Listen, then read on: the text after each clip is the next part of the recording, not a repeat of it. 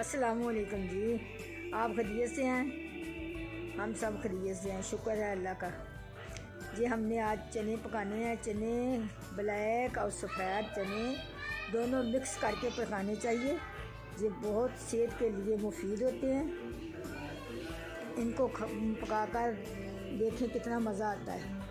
آدھا کلو چنوں میں شیشے کے 3 گلاس پر ڈالتے ہیں پانی کے،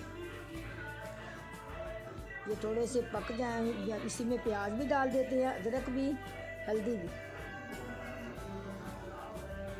سرخ مرچ تب ڈالتے ہیں جب بھوننے ہوتے ہیں، گھی ڈالتے ہیں تو پھر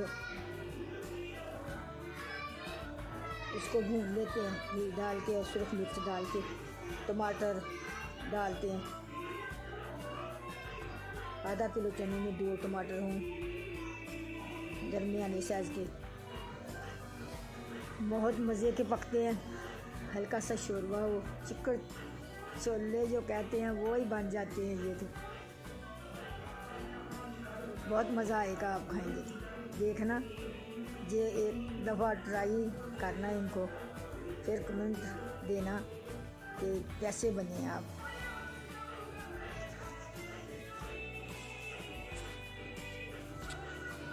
ہاں جی، یہ دیکھیں، یہ کھائیں گے تو مزہ آئے گا، بہت مزے کے بنتے ہیں، کھا کر ہمیں بتانا ضرور۔ اللہ حافظ، اللہ تعالیٰ خیر و عافیت رکھے، دعاؤں میں یاد رکھنا۔